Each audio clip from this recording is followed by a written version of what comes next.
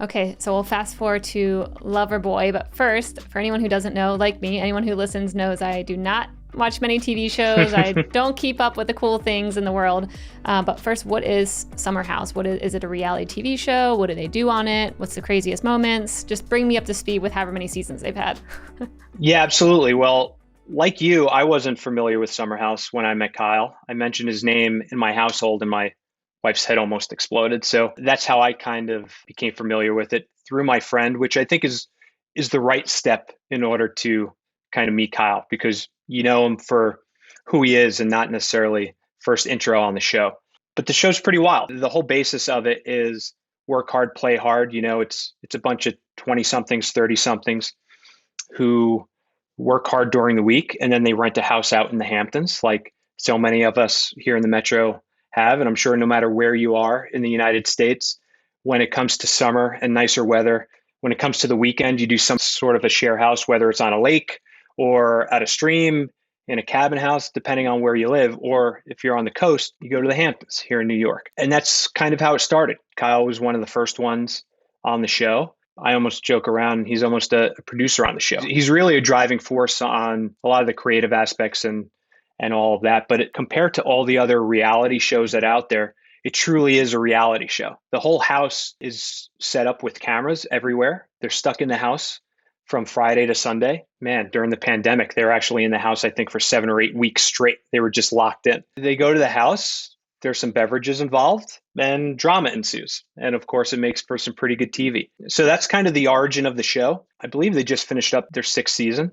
Hope it has some more legs to it, but it's been an amazing platform for the brand. It works perfectly with the show. It's, again, a bunch of 20 somethings, 30 somethings who work hard, play hard, care about what goes into their body. Not going to call them socialites, but they're very in tune with the social scene, trendsetters of sorts. And the product that we've brought to life is a better alternative to a lot of the other stuff that's out there and plays directly into, you know, that fun experience that Summer House brings to the table. I think we try to bring that out with the drink as well, and the packaging with the flavor profile and all of that good stuff. Yeah, they definitely stand out. The products do. And I was looking at the page, I was like, oh, this is a bit different. Very like colorful, fun, pretty. You can tell it's probably geared towards women who are going to buy this product. And yeah, looks great. Yeah, and we give all credit to that to Amanda, Kyle's now wife. They actually met on Summer House. The whole world has seen the relationship grow, and also Loverboy grow on the show too. Loverboy is almost like another cast member on the show. It's pretty interesting. But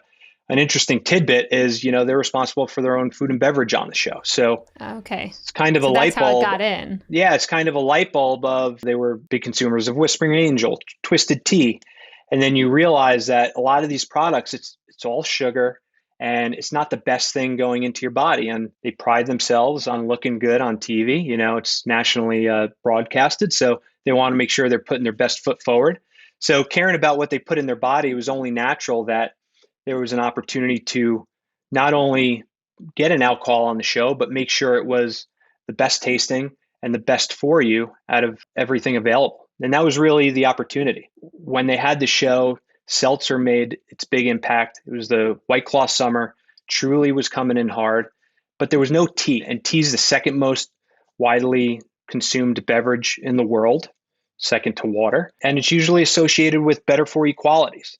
Yet, really, the only alcoholic teas out there were some of the worst things you could possibly put in your body. So again, it was just a convergence of all these different opportunities at the right time with the platform, with the show. Kyle and I, like I said, we had a friend in common, and with my beer background, was able to lend some knowledge to this segment of the market. Kyle's a Babson grad, so he's not just a celebrity on TV. He's a smart guy with amazing business acumen, and we kind of put that together and created this force that we really took the world by storm as soon as we brought it to market. Yeah, I'd say so. What did your background in beer bring to Loverboy? Like, I mean, I'm sure it's a lot. I think it's sold as a beer, right? All of your products. Correct. So there were a lot of learning lessons when we first started. It's taxed and distributed like a beer, but as I mentioned before, it's actually regulated by the FDA. So the government, when it first happened, didn't even know how to treat this product. It was just a new product. It's actually called an IRC beer, an Internal Revenue Code beer.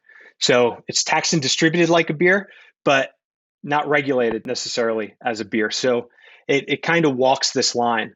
But what it does do is it fits in the three-tier category, which is it's a very overwhelming process to get this beer category into a can and then into the hands of the consumer. We're not allowed to sell directly to retail. We have to sell to a distributor who then sells to retail. And that's the three-tier system: the supplier, the distributor, and the retailer. So working through that segment, there are a couple of different sales that need to be made in order to get it into the hand of the consumer. What we were able to do was just generate this huge buzz, have a platform where we were able to directly connect to the consumer, where they were asking the retailer for the product. Then the retailer would ask a distributor if they're carrying the product. And then we were getting inbounded left and right. I keep hearing about Loverboy. I don't know who the hell you are, but people are asking for it. So we want to carry it. So we kind of went ass backwards. We weren't pushing our product necessarily to the shelf. It was getting pulled. Consumer was asking for it, retailer was asking for it, and then distributor was looking for it. So it was a mixture of right place, right time, and having a little bit of that secret sauce with the platform to be able to bring something to market that resonated with the consumer and was a little different than everything else out there. We tried to take full advantage of it. Hey, thanks for watching. This segment was made possible by our friends at Salesforce Commerce Cloud.